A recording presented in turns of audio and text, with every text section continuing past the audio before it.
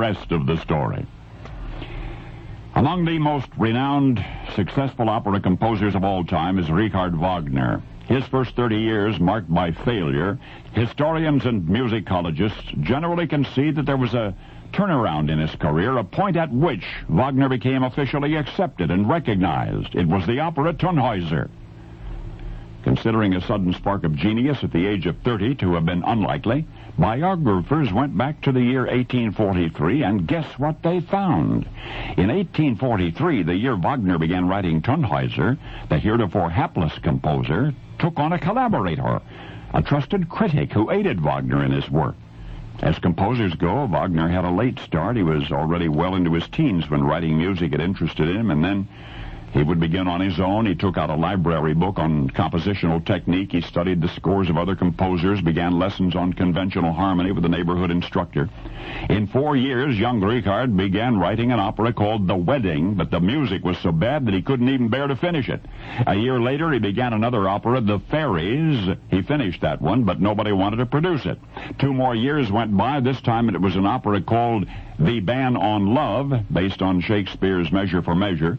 The subject matter was racy, but not sufficiently intriguing to overcome Wagner's awful music, so it opened and closed the same night. During these years of musical ill fortune, the composer's financial situation began to deteriorate. He owed money all over Europe. He was forever sneaking across borders and sailing away in the dark of night to avoid debtor's prison.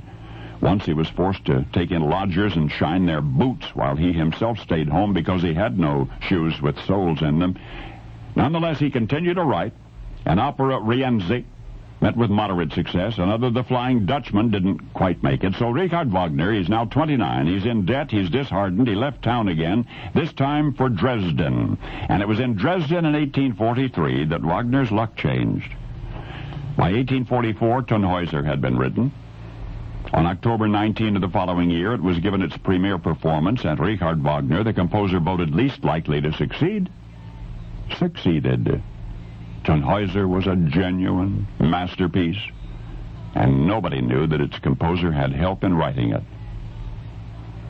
You see, when Wagner moved to Dresden, when he began writing Tannhäuser, he was joined by a collaborator, an uncelebrated but talented critic. And so it was that composer Wagner enjoyed a certain immortality in his lifetime, though his collaborator had to settle for anonymity. There's no mention of his name in Wagner's manuscript, perhaps because it might have sounded incredible. The name Pepys, P-E-P-S. That a starving and penniless composer, in a last-ditch effort to succeed, struck musical gold by discarding every melody which was not approved by his collaborator's bark. His collaborator's what?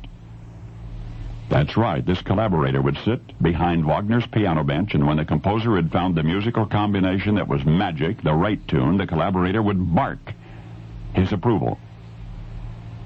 1 page saved 2 pages in the wastebasket, and after more than a year, the incomparable Tannhäuser was born, and the collaborator was Pepys, P-E-P-S, Wagner's pet dog.